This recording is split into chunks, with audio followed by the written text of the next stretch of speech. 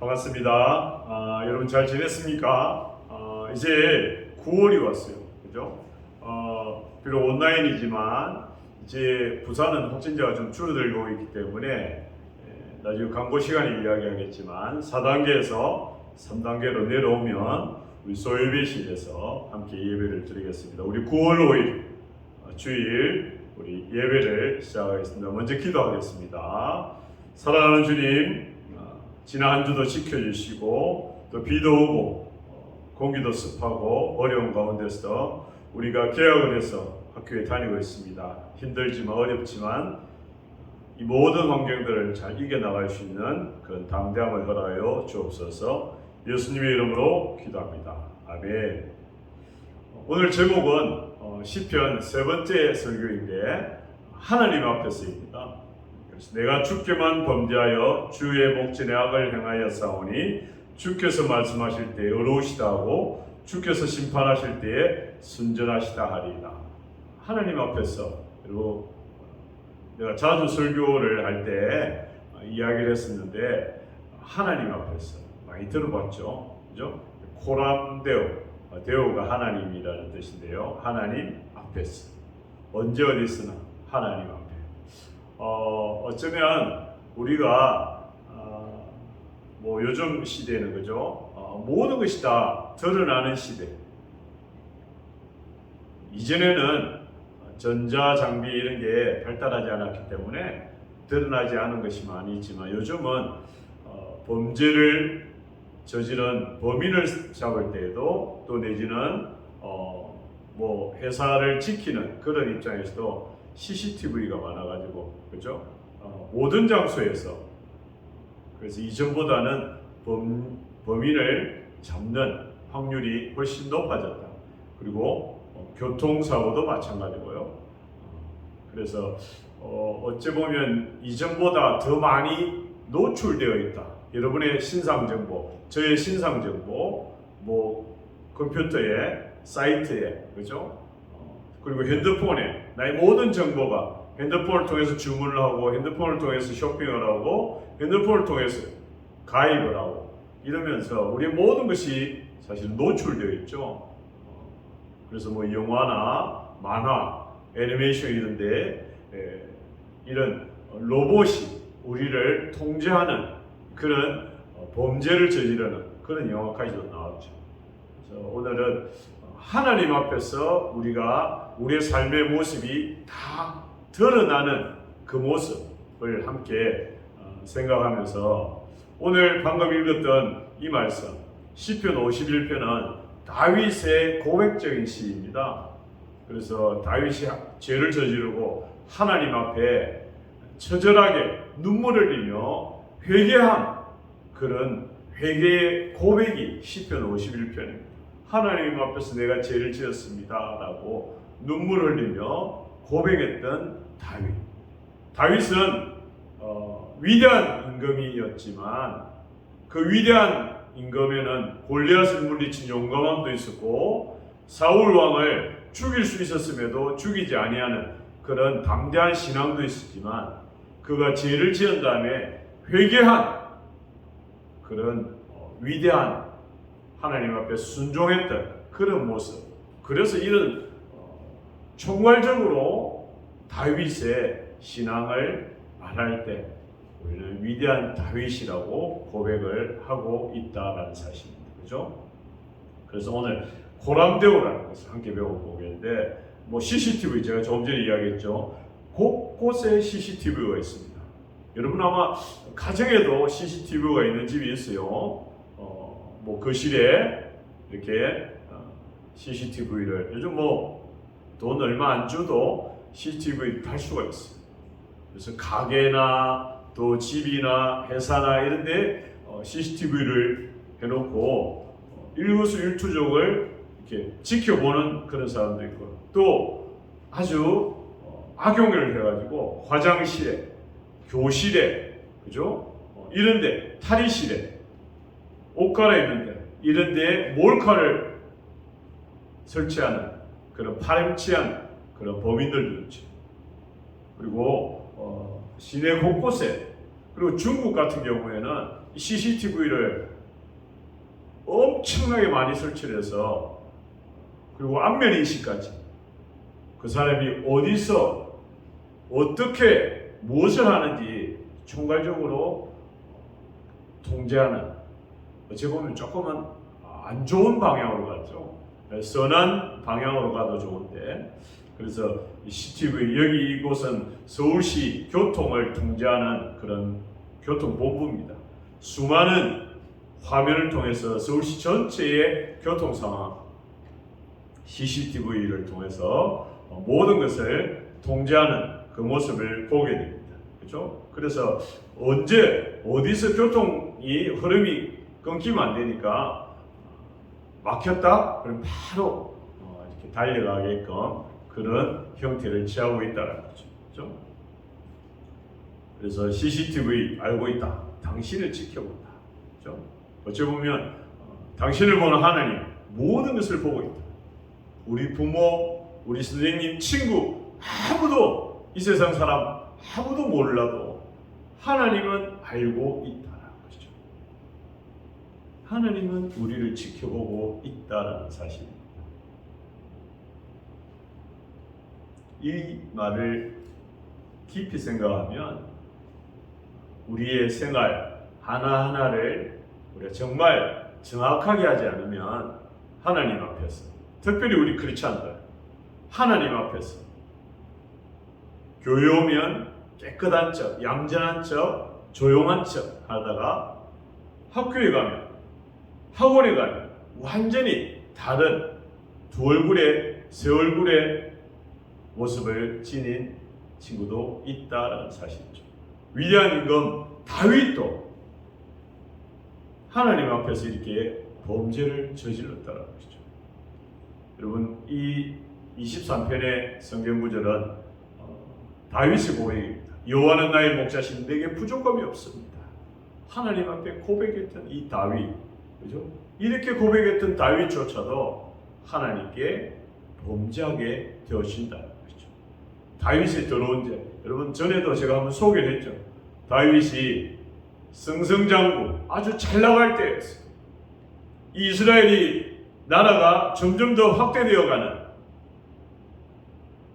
그런 좋은 시기에, 부하들은 전쟁을 하고 있는 시점에 자기는 성에서 거닐다가 한 여인을 보게 됩니다. 그래서 그 여인을 자기의 아내로 맞이한다. 두 번째인지 세 번째인지 그 아내로 맞이한다는 거죠.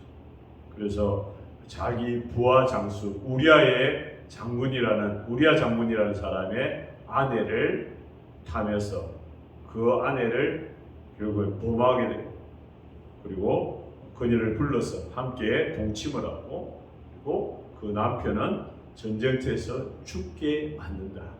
아주 치밀한 계획을 세워가지고, 그렇죠? 자기 욕심을 채우기 위해서, 자기 욕심을 채우기 위해서 그랬어요.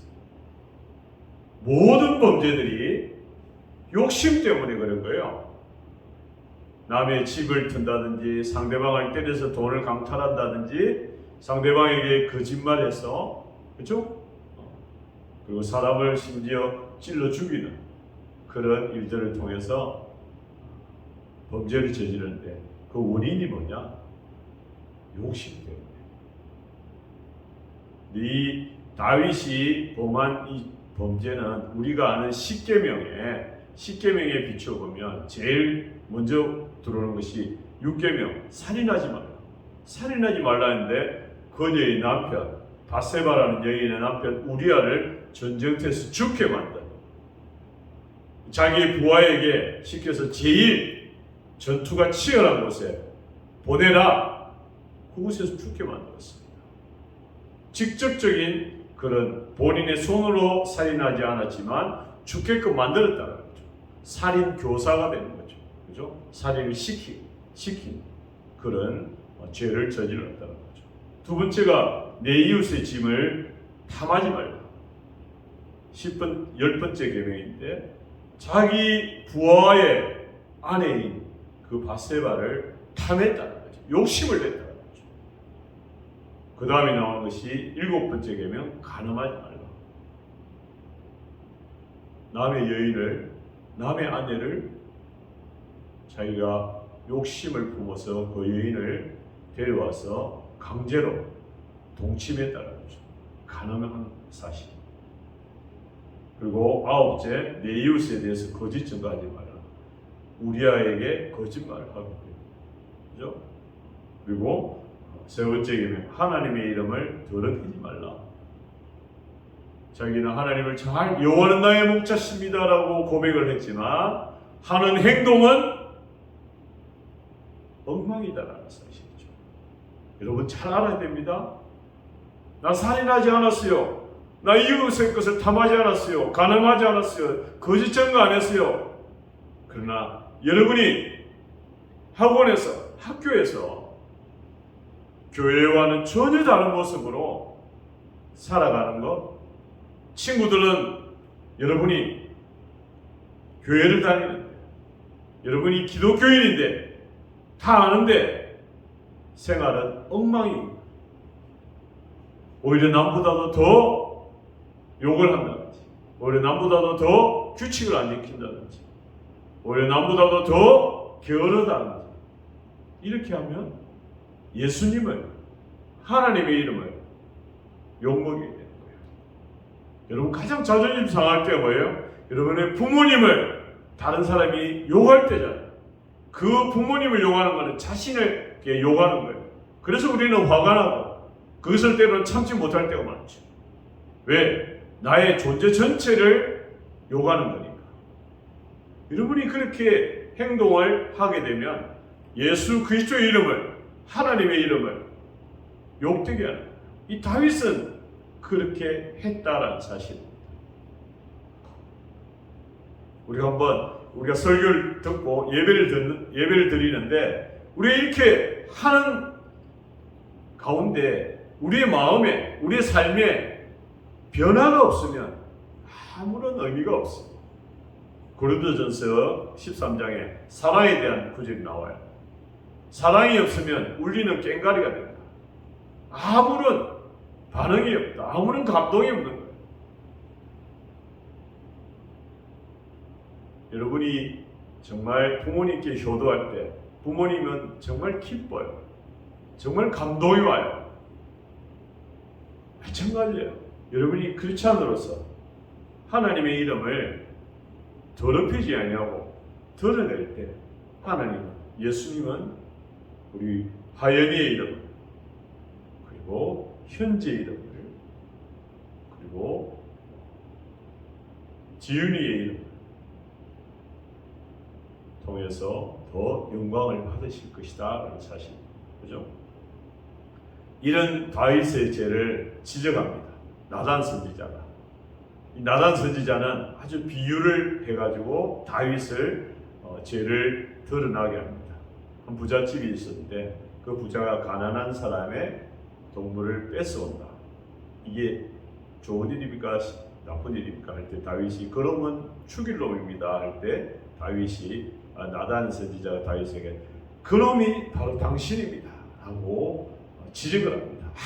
아무도 다윗의 이 죄에 대해서 말하지 않았는데 한 사람, 나단 선지자, 하나님의 선지자가 이 다윗에게 죄를 고백했다, 지적했다는 거죠. 이 말을 들은 다윗은 어떤 선택을 했을까요? 다윗은 내 놈이 어떻게 라고 말할 수도 있어. 왕이니까. 근데 다윗은 철저하게 하나님 앞에 고백을 합니다. 예, 그 나단 선지자의 말을 듣고 하나님께 고백합니다. 나는 내 죄를 알았습니다. 내 죄가 항상 내 앞에 있었습니다. 내가 어리석었습니다. 나는 주께 범죄했습니다. 그리고 나는 주님 눈앞에 악을 행했습니다. 나는 죄악 중에 출생했습니다. 나는 백성들이 나를 칭찬하지만 많은 사람들이 나를 떠받들었지만 나는 죄인입니다. 나는 원래부터 죄인입니다. 처절하게 다윗은 자기 자신을 알았다라는 사실입니다. 이 다윗의 위대함이 나오는 것. 나는 죄인입니다. 나는 죄악 중에, 저와 여러분이 다윗과 똑같아요. 죄악 중에 출생했어요. 우리 안에는 언제든지 다윗처럼 이를 죄를 지을 가능성이 충분히 있다라는 사실이죠. 그래서 우리는 하나님께 하나님 저를 도와주세요. 하나님 저를 좀 붙들어 주세요. 라고 기도할 수밖에 없다는 것이죠. 그런데 하나님 앞에서 before the face of God, 하나님의 얼굴 앞에서, 하나님 앞에서 우리는 죄인입니다라고 고백하는 것이죠. 그렇지 않은 내가 죄인입니다라고 하나님 앞에 굴복하는 것, 순종하는 것, 고백하는 것, 이것이 그렇지 아닙니다. 물론 우리가 공부를 잘해요, 운동을 잘해요, 말을 잘해요, 인기가 있어요, 좋아요. 그러나 우리의 근본은 하나님께 죄인입니다. 그래서 하나님 저를 도와주세요. 그래서 우리의 죄의 짐을 대신 지시기 위해서 예수님께서 십자가에 달려 죽으면서까지 우리의 죄의 짐을 대신 져 주셨다는 사실. 그래서 우리 크리스찬들은 하나님께 감사합니다. 하나님 감사합니다. 예수님 감사합니다. 라고 고백할 수밖에 없다라는 사실. 왜 우리가 크리스찬들이 늘 감사하다라고 고백하느냐? 그리고 예수님께서도 항상 기뻐하라, 쉬지 말고 기도하라, 범사에 감사하라, 이 세 가지를 항상 이야기하셨잖아요. 기뻐해야 될 이유, 우리의 죄의심을, 나같이 더러운 죄인을 하나님께서 인정해 주시고 나를 하나님의 아들로 삼아 주셨기 때문에 기뻐해야 되고, 그리고 늘 범죄에 빠지지 않기 위해서 기도해야 되고, 그리고 범사에 감사해야 될 이유, 나 같은 죄인 살리신 주님의 은혜에 감사할 수밖에 없다라는 사실. 그래서 우리는 지극히 작은 일에도 감사해야 된다. 여러분 감사하십시오. 여러분 기뻐하세요. 여러분 기도하세요. 우리 크리스찬들 어찌 보면 간단한 삶이에요. 기뻐하고 기도하고 감사하고 이 세 가지의 스타일을 계속 형편이 어려워도 좀 힘들어도 화가 나도 우리가 이 일을 계속 할 수밖에 없다는 사실. 용서받은 다윗, 그죠? 다윗이 왜 용서받았습니까? 착한 일을 많이 해서, 전쟁을 이겨서, 인기가 좋아서, 전도를 많이 해서, 예배를 잘 드려서. 물론 다윗이 예배를 잘 드렸어요. 착한 일도 많이 했어요. 백성들을 부자되게 했어요. 이스라엘 하나님의 나라를 건설을 많이 했어요. 그렇지만 하나님께서 이 다윗을 용서한 것은 다윗의 죄를 인정했습니다. 다윗이 자기는 죄인입니다라고 인정했다는 거죠. 자신의 존재 자체가, 저와 여러분의 존재 자체가 죄인이라는 사실을 인정하는 것, 인정할 때에 하나님께서 다윗을 용서하셨다라는 사실. 많은 성경의 인물들 중에 보면 그 죄를 인정할 때, 하나님 앞에 인정할 때 하나님께서, 예수님께서 그를 품어주셨다는 사실입니다. 나를 변화시키실 분은 이 세상 어느 누구도 아닌 하나님밖에 없다라고 다윗은 고백하고 있다는 사실이죠. 하나님, 나는 어찌할 수 없습니다. 나를 좀 도와주세요라고 고백할 때 하나님께서 그를 도와주신다는 거죠. 그리고 회개의 기도, 눈물의 용서의 기도를 이 다윗은 했다라는 사실입니다. 그래서 하나님께서 그를 다윗을 용서해 주셨다는 사실. 여러분 이런 노래가 있어요. 내 영혼이 확정되고 확정되었사오니 믿음의 눈들어 주를 바라봅니다. 다윗의 고백입니다. 믿음의 눈을 들어 주님만을 바라보겠습니다. 하나님만을 바라보겠습니다. 그는 고백했다는 거죠. 여러분 삶 속에서 우리의 모습이에요. 노는 것, 거짓말, 잠자는 것, 게으름 피는. 그러나 우리의 모습은 하나님께 열심을 주셨어요. 이 고백에, 그리고 날 인정하시는 분은 하나님. 그리고 도와주십시오. 나를 깨워주세요. 여러분 하나님 앞에 인정해 보세요. 나의 연약함, 나의 게으름, 나의 부족함. 하나님 저를 좀 도와주세요. 나를 깨워주세요. 하나님 앞에 기도하고 나아가고 있어요. 하나님께서 여러분의 삶을 인정해 주실 것입니다. 코람되어 하나님 앞에서 속이지 말고 진심으로 하나님 앞에 나아가는, 그래서 때로는 힘들지만 어렵지만 나와 함께 하시는 그 하나님 앞에서 감사하고 기뻐하고 기도하는 그 삶을 살아가는 우리 중고등 시대들 되기를 바랍니다. 우리 잠깐 기도하겠습니다. 사랑하는 주님 감사합니다. 하나님께서 우리들을 인정해 주시고 우리를 도와주시는 그 하나님의 은혜를 생각하며 나아가는 우리 학생들 다 되게 하여 주옵소서. 예수님의 이름으로 기도합니다. 아멘.